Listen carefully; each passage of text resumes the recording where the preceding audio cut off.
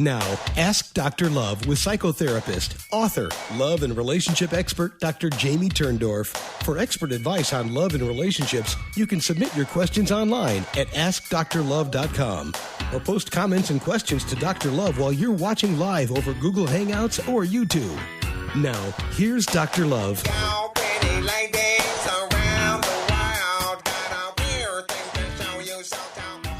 Welcome to Ask Dr. Love Radio. I'm Dr. Jamie Turndorf, and it's my pleasure to be with you today. Welcome back after the New Year break. Happy New Year to everyone. And today I'm so excited because I have my new old friends, Dannion Brinkley, and my lovely, lovely Kathryn Brinkley. And we're going to be talking about something really interesting. But let me first give you a little bit about the bio, okay? And Dawson, you know what? I'm losing my marbles. I think I've been on vacation for too long, and I think that I need to have my head examined. So I have your bios, and I closed the phone. Do you see what happens when you don't have me on every minute? I lose it. I completely lose it. So Dannion Brinkley is an award-winning author.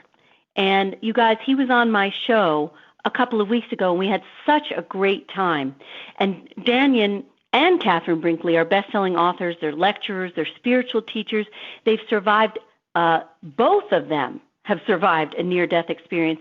And in 1994, as Dannion's first New York Times bestseller, Saved by the Light, was being published, Kathryn was leaving her footprint in the literary world as the author of Jewels for the Soul, Affirmations from the Heart. And at the same time, she was a cutting-edge journalist with the very popular column Conversations with Kathryn. And that was dedicated to in-depth interviews with the world's leaders in global spiritual consciousness. And Kathryn went on to produce a radio show designed around those interviews. And it was during that time that she conducted a telephone interview with Dannion to promote his runaway bestseller. And then following the interview for his second book, At Peace in the Light, as their date with destiny, it eventually led them to marriage. And although previously a confirmed bachelor, Dannion's enthusiastically taken on the responsibility of step-parenting Kathryn's 6 kids. And in 2004, together, Dannion and Kathryn authored Secrets of the Light, Lessons from Heaven. And in 2008, Harper One, San Francisco, republished the book under the name In Secrets of the Light. Dannion and Kathryn explain what they call the fourfold path to spiritual enlightenment, along with an explanation of how to live this life in a way that will benefit you in the afterlife. And currently they're working on their next co-authored book, 10 Things to Know Before You Go. What a great title. So today the couple is devoted to working ceaselessly to champion the virtues of spiritual values in our daily life. And they guide people through the Twilight Brigade, their non-profit organization dedicated to training volunteers to be at the bedside of our American veterans in transition from this world to the next. And Dannion has been a hospice volunteer for 37 years and has more than 32,000 hours at the bedside. And through this important work that they do, as well as their books, their articles, their lectures, their workshops, radio and TV shows, and tours to sacred sites around the world, Dannion and Kathryn are undaunted in their commitment to creating a higher consciousness of support and acceptance for the circle of life. Doesn't that sound wonderful? We don't even need to talk anymore because that bio says it all. Are you guys here with me, or did I put you to sleep? No, but I am tired. We're doing a lot in this world, and thank you so much for having us on with you today, Jamie. Absolutely. Oh, we just connected. We were just old soulmates and soul twins. We connected even before we met. We were connected, and then it was just like an instant hit the ground running feeling. Yes, and you're also cool. And you're cool. Forget all that spiritual mumbo jumbo. You're cool. Yeah. Hell yeah. So, what we're talking about today is how relationships help us grow and complete ourselves through the gift of giving and receiving love, which is essentially, what I talk about in Love Never Dies. We're put here to perfect our ability to love ourselves and others fully. And relationships are love's training ground. They're our love lab. So that's what your work is all about. But of course, Dr. Love wants to hear, I want to hear all about your love story. I want to start with that. How did, I know you guys met during the interview, but how did it go from there? How did you realize that you were in love? And Oh, I knew I was in love. It was love at first sound, but oh my! it took 2 years before I ever laid eyes on her. But here's my point, Jamie. You know, when Saved came out, it sold millions and millions and millions of books, and radio shows were like every day. They would be 2, 3, 4, 5 a day. Yeah. Then I would go sit in the studio, and I would be on television. They would just slot me in on segments on television shows. I was in one place, but it would appear like I was in 100 places. Yeah. And so I would just listen, and most people never read the book. Most people are afraid of death. I mean, it's like a taboo. And so I would sit back and I would listen, and in the first 30 seconds, I knew the next 20 questions. Whatever they were going to ask, I knew what they were going to ask, and I knew basically by then how stupid it was going to be, and how people were going to avoid, and how most people, even though they had to put the book on, they were skeptical. A lot of religious viewpoints, a lot of stuff like that. So here comes this next interview. And I sit in in Aiken, we have a chair called the rocket ship, like a recliner that like a rolls you back and heat and all of that. Mm-hmm. So I'm sitting in the rocket ship, and here comes, and this lady comes on. She says, "Mr. Brinkley, are you ready for your interview?" Yes. She asked really good questions, and they were in depth and thought through. And all of a sudden, out of a 500 radio shows, here came someone that not only was interested in the book, had really, really good questions that made me have to think of the answers instead of pat answers, not realizing then that she had one of these experiences herself, which a lot of times when people has had the experience, get a chance to talk to me, I have such a range in it because of going through it 3 times. I have such a range in it, and I have an understanding about it, and it was wonderful. And I thought about her for the next year until At Peace came out, and here we go again, and then we had a chance to meet. And it was, I think she proposed marriage in the second interview. Oh, Kathryn, I love a girl who goes balls out. Oh yeah, that's for sure. Because I was already. Oh my God, you were when you proposed to him in the second interview, you were being tongue in cheek because you were just saying how connected you felt. Yes. You know, for me, that story goes a little bit further back because that was 1994 when we did the first interview. And as Dannion said, I had a near-death experience of my own, but I'd never talked to anybody about it. So the chance to talk to him, and as I was reading the galley, preparing for the interview, I knew, Jamie, that I knew this person. I knew I never met him, but I knew his soul. So it was so interesting. But what had happened in 1993, a year before his book came out, is a girlfriend had sent me a videotape. Dannion Does Dallas. Yeah, well, it wasn't called Dannion Does Dallas. But that's and then that's another movie, and that's X-rated. Where he was giving a lecture on his near-death experience, and where was it, honey? Dallas or Dallas. Austin? Okay, Dallas. And my girlfriend lived in Washington. I was living outside of Reno, and she said, "Kathryn, I'm sending you something. You've got to watch this. Every time I watch this man speak, I think of you. There's some connection between you and this guy." And she knew it too. She felt it, and so she sent it. And I really, honestly, didn't pay that much attention to Dannion as a person, but his story was so incredible. I made everyone in my family watch that video. I had the mailman, the Schwan man, everybody coming in to watch this. It was just fabulous. So a year later, I'm working for the Spiritual Magazine, and my editor says, the Whole Life Expo is coming to Vegas, and you can interview anybody you want. So she started going down the list: Deepak, Wayne Dyer, Terry Cole Whitaker, Dannion Brinkley. Dannion Brinkley. Oh, I've got to interview him. And she said to me, "Kathryn, what the hell is a Dannion Brinkley?" Because she'd never heard of him. And I said, "I didn't show you the tape? Oh, you're going to love this guy." And so then I got the galley from his manager or his from his publisher, and I read the book, and I was in tears. It was like I had this personal reunion with somebody that I knew I loved and had known intimately. Yeah, that's the part I liked. The day you felt you both. Well, when you have that kind of soul twin, soul connection experience, you both know it.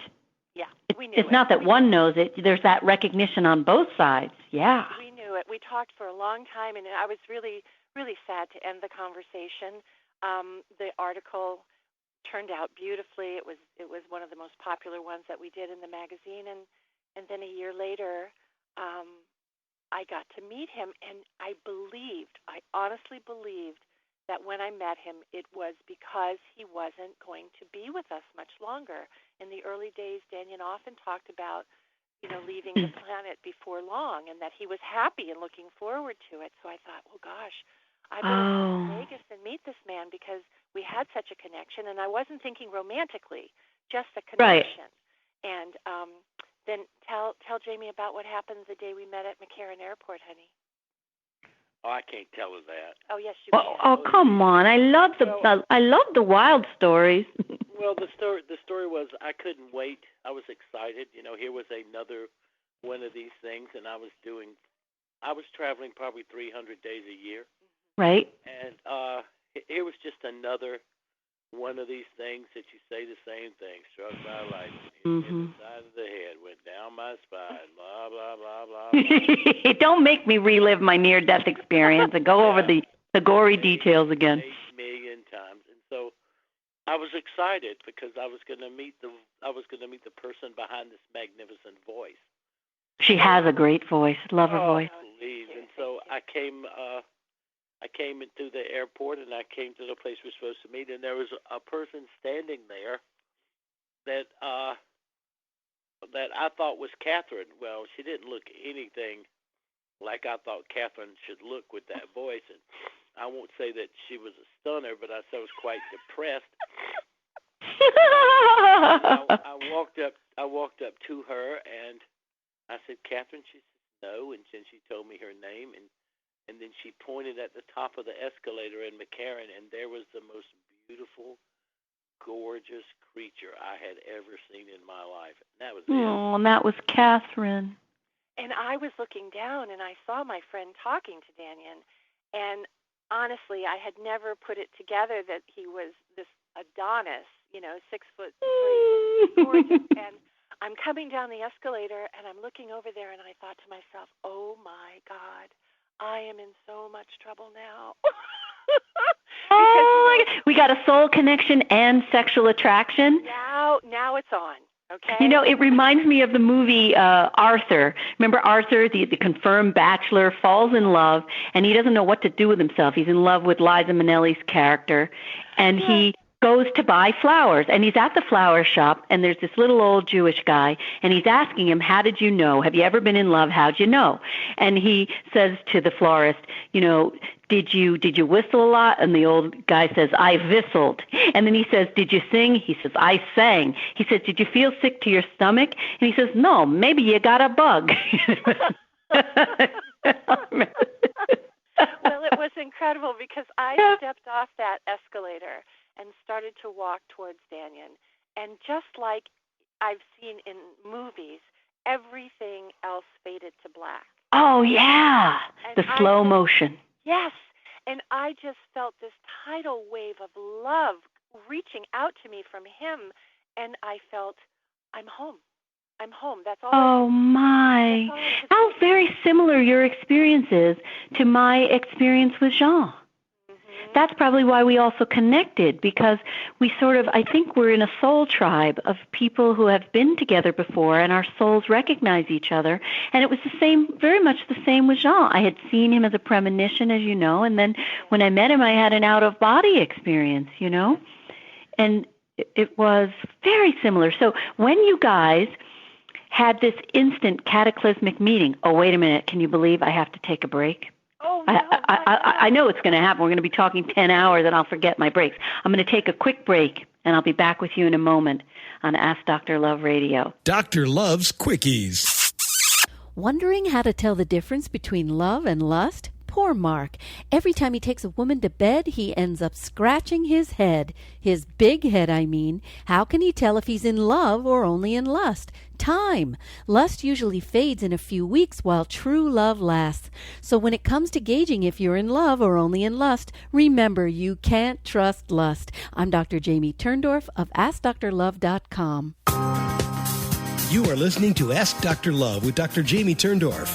Ask Dr. Love is the web's premier relationship advice site since 1996. Visit AskDrLove.com to search thousands of free relationship advice articles on any relationship issue you may have, or submit a question to her free advice column. You can also watch this broadcast live over Google Hangouts or YouTube. Sign up for her newsletter at AskDrLove.com to be the first to know about her upcoming radio shows. And find out how you can watch her live and ask her questions in real time. Don't be shy. Dr. Turndorf wants to help you. So take advantage of this unique opportunity to get a personal answer from one of today's most respected experts. This show is for you, the listeners. So if you have a question for her, make sure to watch live on Tuesdays from 1 to 2 Eastern Time on Google Hangouts or YouTube, or catch the archived broadcast on webtalkradio.net. Now, back to Dr. Love.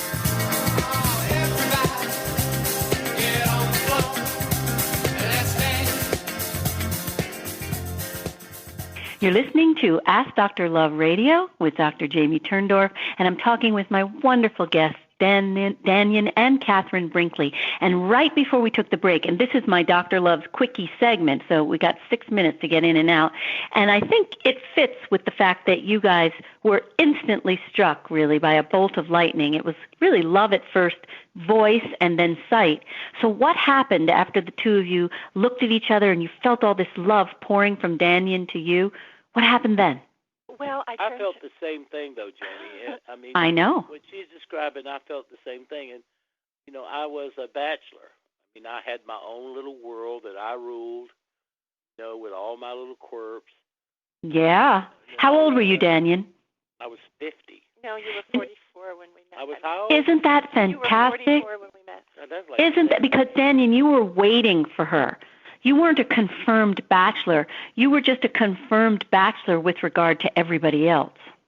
No, I would have to agree, but I like that. It was. Yeah, you were just waiting for her to appear. It was that moment, and it has endured now 20 years.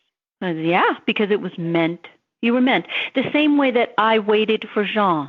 You know, I just didn't date. It was very unusual, you know, to come through the era I did at Vassar College. Everybody was screwing anything, you know. And I just said, I'm going to wait till he appears, you know. Well, Dannion wasn't waiting for me in celibacy, for sure. And Okay. I had been married and with 6 children. And you had children. So I think 6 that, you know, it was children. amazing. 6 children, yes. I went from king of the world, had everything, owned everything, couldn't tell me anything, to it's your turn to take the trash out, and I need $20. But you know, Hey, my daddy. so I want to tell you something. Why we decided to do this show and have Kathryn come back was because we were talking when you were a guest on my show a little while ago, and you made some comment about how she's changed your world, that the love of Kathryn and your loving her made you into a better man, a more spiritual man, a more evolved man. And this is no joke. This is what love does for a man. Oh, yeah, and I highly recommend it for anybody. Mm-hmm. Lust is a wonderful thing. I have a little experience in lusting. Did you say lust? Absolutely. Did you notice, Kathryn, I'm going to the lofty, you know, love changes a man, and he just answers lust, blah, blah, blah. Yeah, but it's how the difference. I mean, I understand lust as a force, but love is a power that's so deep and so evolving and so changing. And yes, it requires work, because I have to put up what I fell in love with was a whole herd, but the relationship has kept evolving, and it keeps evolving to what we write. And like last night, I had to come in, and we were doing press releases for another show, which was not my responsibility. But I came in last night at like 9 o'clock, and she was tired, but she's a master wordsmith. And I said, Kat, I have to correct these things and get them back out, because the madness that's going on in the programming, it'll never get done. And we sat right down. The computer blew out. We sat right down on the laptop and we knocked it out. We knocked it out. We looked at each other, which would normally take forever. We had done both of them in a few minutes. We smiled. Went and watched 2 episodes of House of Cards. That's so fun because the two of you, the sum is greater than the individual parts. When you work together, it's so synergistic. So what would you say, because we have 2 minutes left in my quickie segment, one quick little tip that you think is the secret to keeping your love so fresh and new? We've got 2 minutes. I think for us, the biggest thing, the most important thing, is that we are so very different. Opposites truly did attract here. Yet we love and respect one another so much that we encourage one another to be who we are and to be the greatest at what we do. That is so brilliant what you're saying. Yeah, that is so brilliant because the very thing that takes most couples down, that they do not accept each other's differences, you both champion and embrace the differences. And have conversations with each other. Sit down and talk about it. Oh, yeah. This was the thing that was the hardest for me, Jamie. I didn't listen to anything. I didn't care.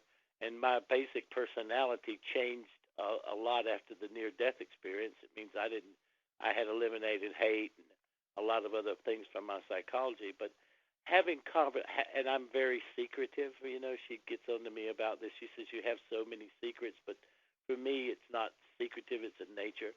And yet to sit down and in the evening have conversations and talk over perspectives and to get her perspective on things that I have already decided what I was going to do and to hear those perspectives and then to change my mind and see that it works better. Couples need to talk.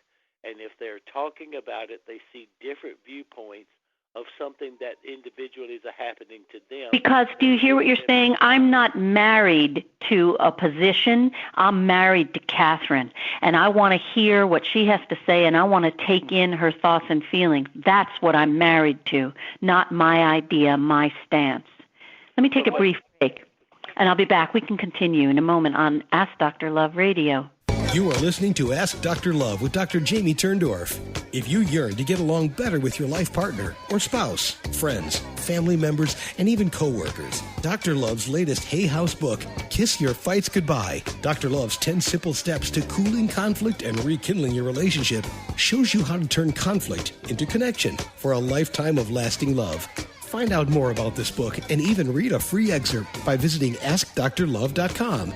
This is Ask Dr. Love with Dr. Jamie Turndorf. And if you have a question for her, make sure to watch live over Google Hangouts or YouTube, where you can submit your comments or questions and connect with Dr. Love in real time.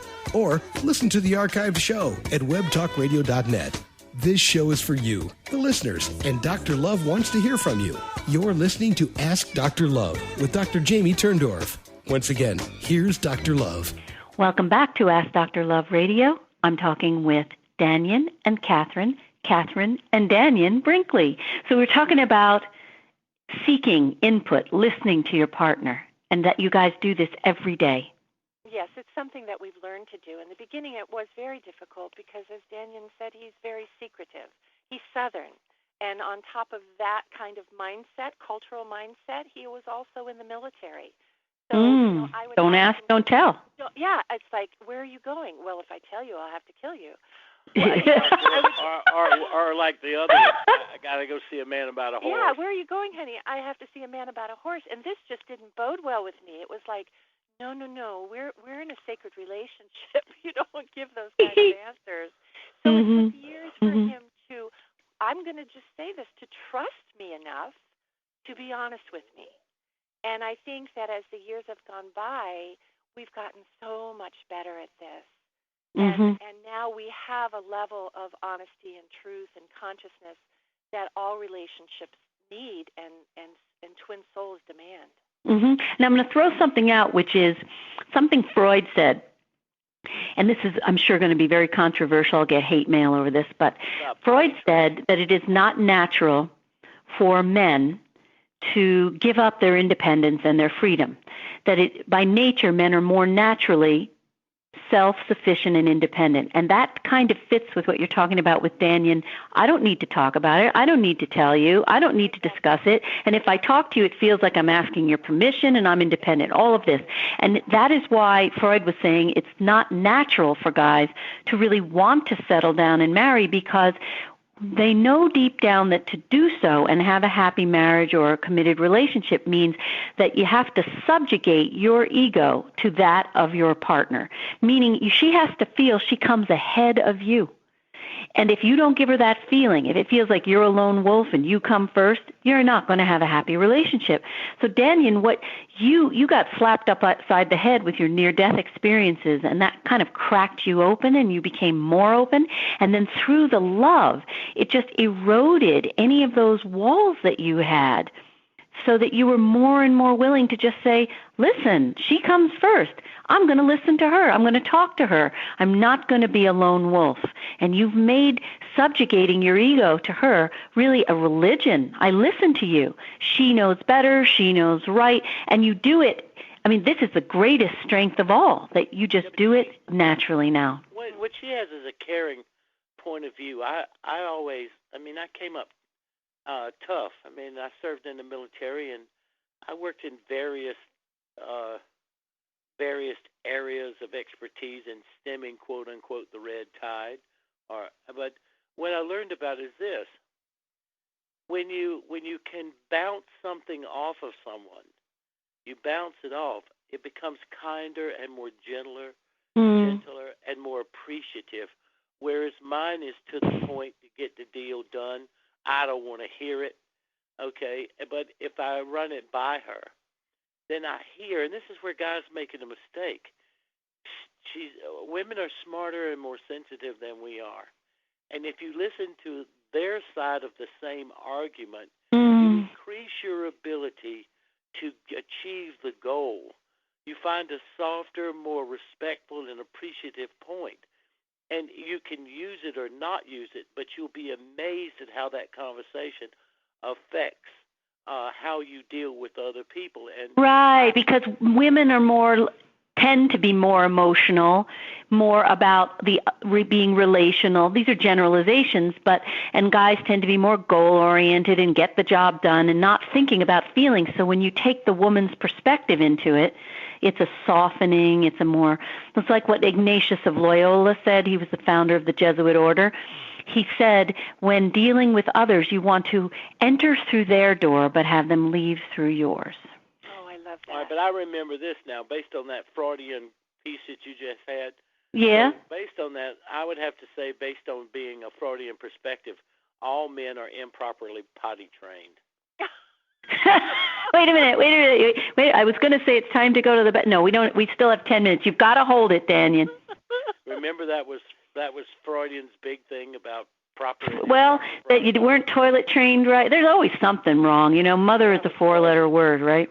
Yeah, that was Freudian's big point. So guys are basically improperly potty trained. Yeah. It's just all. But Jamie, conversations about other people's point of view and a conversation that you appreciate.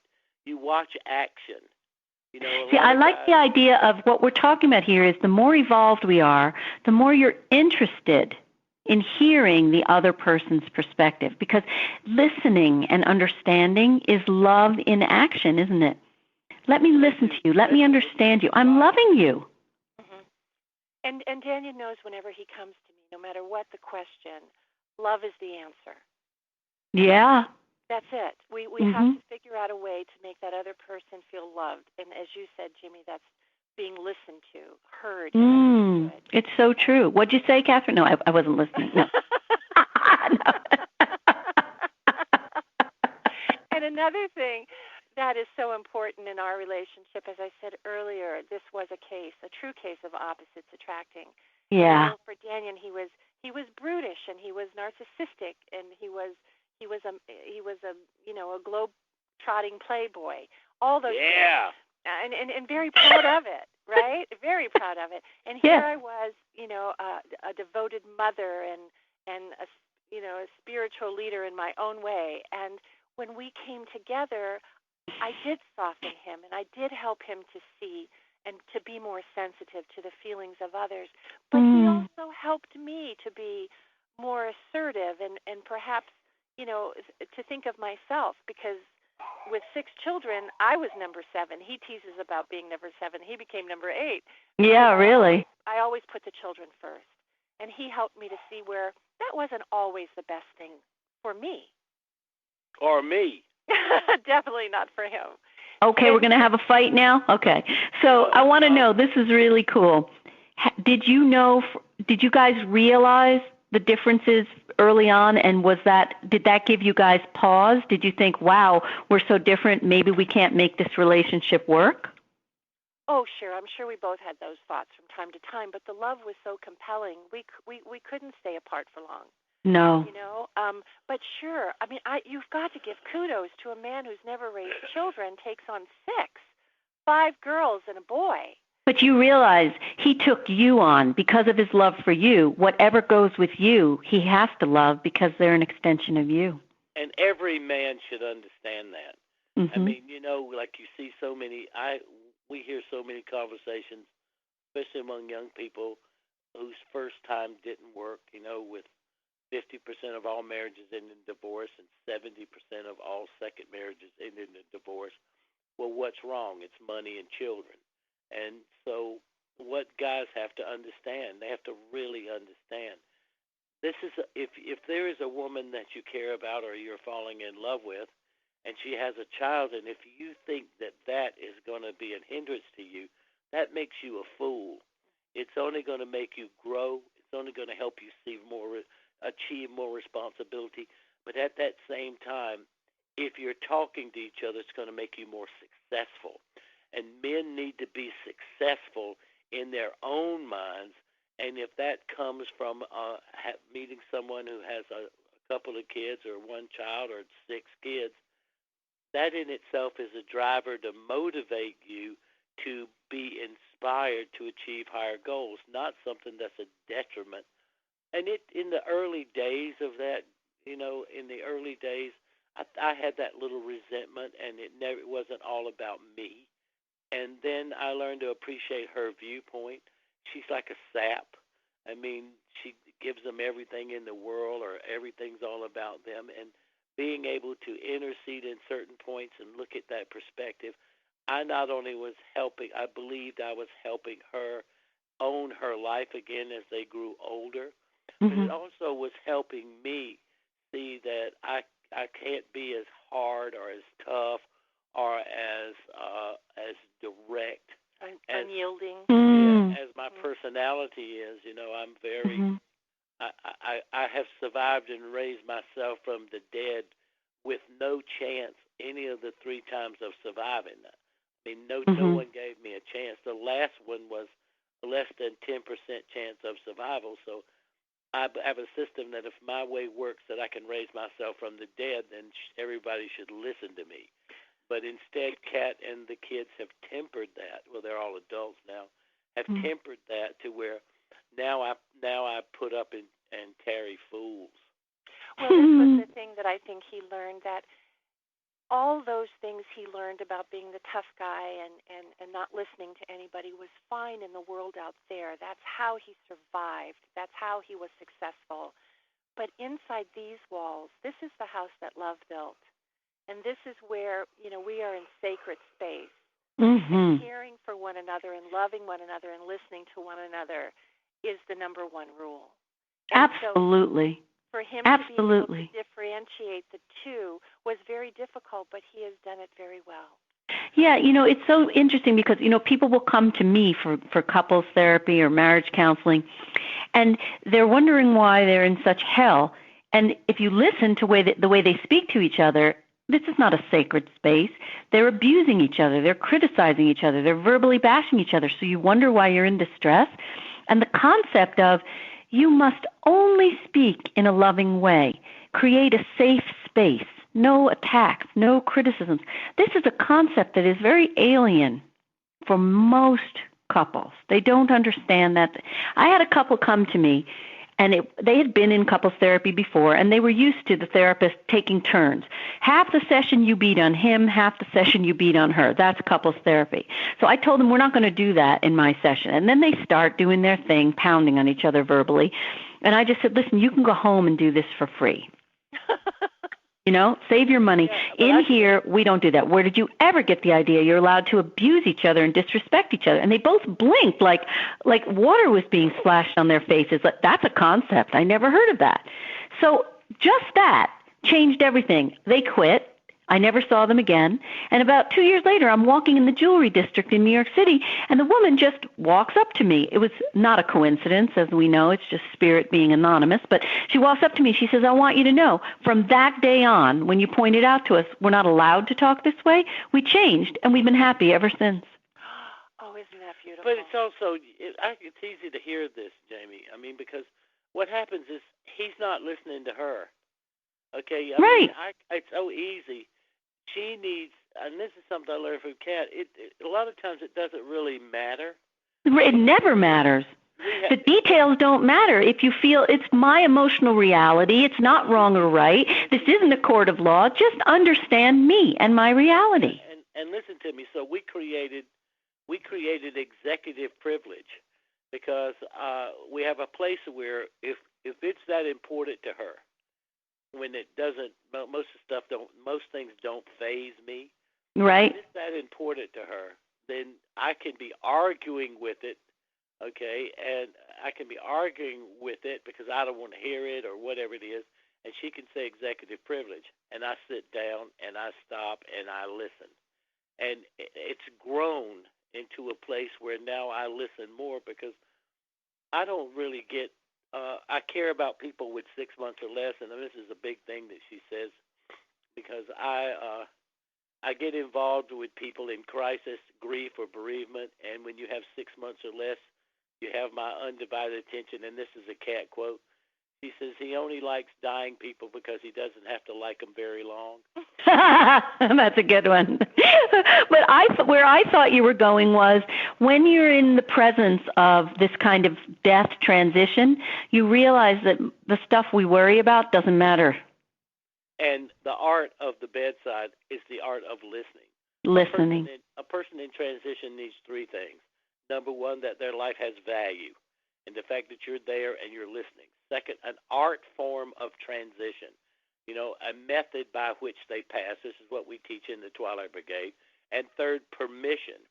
Permission is that you say it's going to be okay and it's okay to go and it's safe, but also trying to create a place of co-responsibility to bring out of them what they feel like the issues that they've never settled. That's lovely. That's learning to listen and being present in their conversation. So most people just need to hear themselves talk through it, and you're just there. And as they talk, they work themselves through it. And that is so true, just to really just be there as a witness and to listen. So I'm just going to take a break, and I'll be back in a moment. Dr. Love's Quickies. Mary's about ready to give Love the shove, because no matter what she tries, men don't know that she's alive. To turn guys on, Mary needs to turn on what I call green lights, nonverbal signals that let a guy know you're ready to go. Most guys won't approach a woman unless they're sure to not be rejected. So ladies, if you want to kick your love life into high gear, make your signals clear. Turn on those green lights and flash your pearly whites. I'm Dr. Jamie Turndorf of AskDrLove.com. You are listening to Ask Dr. Love with Dr. Jamie Turndorf. To submit your questions to Dr. Turndorf live on the air, sign up for her free newsletter at AskDrLove.com and get the details on how you can connect with her on Google Hangouts or YouTube during her live broadcasts. Or listen to the archived show at webtalkradio.net. If you've recently been through a breakup and are looking for a second chance, wondering how you can reconcile with your ex, or if it's even possible after all you've been through, Dr. Love's book, Make Up, Don't Break Up, presents her proven 5-step plan for reconciling with your ex. This plan was developed over years of research, working with thousands of couples at our Center for Emotional Communication. This is a proven, no-hype, no-nonsense method that gets right to the root of the problem and shows you how to reignite the spark and rekindle your love. For more about Make Up, Don't Break Up, visit AskDrLove.com. And now, back to Dr. Love. Get it on, get it on, get it on, get it on, get it on, get it on, yeah. Welcome back to Ask Dr. Love Radio. I'm Dr. Jamie Turndorf. I'm talking with Dannion and Kathryn Brinkley. We're talking about how our relationships help us grow and complete ourselves through the gift of giving and receiving love. So here we are in the final segment of the show. Tell me what you guys feel is the secret to your success in the blended family, because that often takes a relationship to its knees. Oh, absolutely. It can. There's no doubt about it. And, years ago, Jamie, when I was in the middle of doing conversations with Kathryn, I was lucky enough to be able to pick the people that I interviewed. And one Mother's Day, or for the Mother's Day edition of the paper, I chose Dr. Leo Buscaglia. Do you remember Dr. Love? Yeah. Oh, I just adored him, and truly I felt he was one of my spiritual mentors. And I told him that having read his books changed the way I parented. And because he used to say that children needed at least 10 hugs a day, and they needed to be told every day that they were loved. Mm-hmm. And Dannion has confided in me that he didn't hear that from his father when he was a child. Mm-hmm. And a lot of I people... didn't have it coming, though. Oh, of course you are just overly humble. Even difficult kids deserve it, Absolutely. And the more difficult they are, the more they need to hear it. No kidding. If they heard it, they wouldn't be difficult, right? There you go. I don't believe that. There either. you go. Oh, we're not going to accept it. It's not you. We can't. Isn't true. We're not listening to you. True, because that's why he chose me. I mean, I am the ultimate nurturing mother. Love muffin. Yeah, love muffin. Thank you, baby. So you are. When I was interviewing Dr. Buscaglia, he was talking about, and this was back in the late 90s, he was talking about the blended family and how important it is with one in every two marriages failing that we learn to successfully blend all of the different traditions and needs of the blended family. And for us, especially with Dannion, not having raised any children, when we blended our families, he was, I think it's fair to say, he was in culture shock. Yeah. He was raised, in the South, in the time when children were seen and not heard. And so the fact that I would discuss everything with the kids, they were allowed to have an opinion about anything that was going on. Oh, and he would he'd go crazy. Yeah, they just knocked you across the room if you opened your mouth. Exactly. I was seen and not heard until the police got there. Oh, honey. Oh, I know. I'm going to adopt this boy.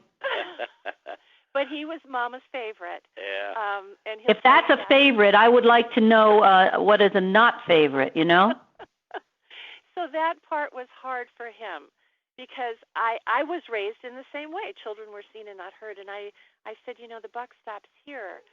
My children are going to know that they have value and their opinion has meaning and weight in this family. So that was the hardest thing in blending our families, I think. Would you agree, Hen? But it was also this too. You grew up in the same type of structured family, the discipline. The father's word was the supreme law, and you abided by it. Yes, I did. I only abided by it until I got caught. And the only times I ever had problems with it was if I got caught. And since, I grew up as a fighter and that kind of stuff, mine was the art of rebellion, whereas yours the art of participation and literally submission to it. It's quite different. But everybody has a different way of coming to understand who they are and how they're appreciated. And I went from knocking people out or shooting them to discovering that we are spiritual beings with my motto that what's the purpose, when everybody says, what's the purpose of life? Mm-hmm. Well, the purpose and the meaning of life is this. If God could not come today and God sent you, in the life you just reviewed, what difference did you and God make? And I can say that my relationship with Kathryn and my relationship with these kids have definitely improved God's standing in the world of the difference that I have made. So, and because God lives in each one of us, we want to be really the living God, living Christ consciousness, right? Well, that's the opportunity. If God could have come today and God sent you, in the life you just reviewed, what difference did you and God make? And we created the Twilight Brigade. We work the Twilight Brigade. We support it. We're there mentally, physically, spiritually, financially. And marvelous. We watch the difference that we've affected in over the lives of 20,000 people who were. And this is different than what hospice does. Your whole approach is different. Completely different. Right. And if somebody asked you how to describe the difference, could you give it a little? Very easily. Hospice is about taking care of the person. You know, what is their physical need, but from a compassionate way. What we are is caregivers. Like when someone is in transition, the person who loved them or been with them 40 or 50 years, a little bit of them are passing too. So we're the person that walks in the door that can sit down and say, okay, honey, you need to go get you some rest. You need to get your hair done, drink some liquor, whatever it takes to help you find comfort and solace. We can handle it. We can handle it. And someone being able to trust a Twilight Brigader, someone be able to trust someone so that they can take time to take care of themselves and take a look at themselves, because it usually doesn't hit the person till 2 weeks after the funeral that they're alone and the world disappears and all the potato salad's gone. So what we are is that compassionate. We follow up to see how they are, and we sit at that bedside. And a lot of times people cannot talk to the person they love because they see how much it pains them to realize that they're leaving. The other thing that gets me, Jamie, is when people say, hey, don't tell Mom that she's dying. Oh no, please. We can't tell that. What is this? That's the stupidest crap. The person in transition knows more about it than the person. The person's already halfway in the spirit realm anyhow, or more. Seeing relatives. They're seeing relatives or angels or beings of light in the description, you know, and they know more about it than them. But this is all selfish control. But to help neutralize that place is what we try to do. And Kat has done an unbelievable job in the tempering of how the Twilight Brigade operates and a more compassionate perspective about the people who have been trained. I am rather automaton about the process because I know what comes next. So there's nothing in the system that I don't understand. And she adds a kind of a spiritual point of view to it that I don't. She adds a spiritual perspective and kindness that I now do, but in the beginning did not. You hear, Kathryn, how often he credits the softer side of himself to you, his openness, his. And I'm truly touched by that. There's a line in the book that I wrote in Secrets of the Light, and we were talking about. Who wrote? I wrote this particular line. Is what I'm talking about, just sweetie. Checking. All right. Let's have a fight. Go ahead. But I said we were talking about our relationship and how we met, and I said neither one of us is perfect, but in that place where our hearts meet as one, there perfection lies. That's beautiful. Is that what you refer to as the twin flames? Yes, absolutely. Well, and we know that people will ask Dannion, how long have you two been married? And he'll say, about 3,000 years or 300 years. 300 years. You know, we know that we've been together since before time. Yes, I know exactly that feeling. Yes, I know what you mean. I know you do. Yes, I do. It's funny because my husband would always give me love cards, you know, and it would depict us together at different eras. And I thought he was just being romantic. After he left his body, then I fully understood what he meant. We've always been together, literally, at all those times. And there's a knowing of each other and a sense of connection that no matter what you're going through, no matter how challenging the times, that connection cannot break.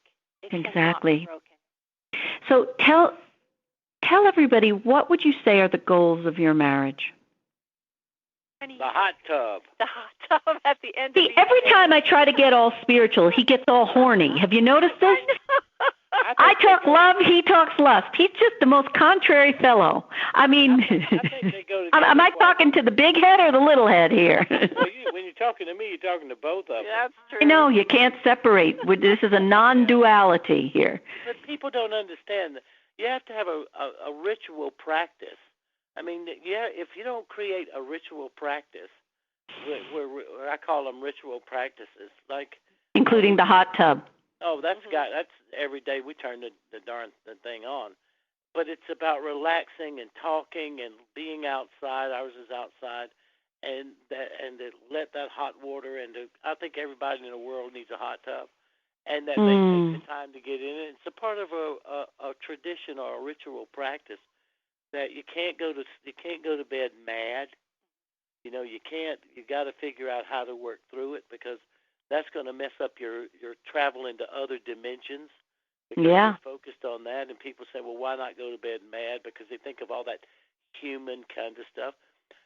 Well, we all travel and we go into different arenas and different levels of consciousness.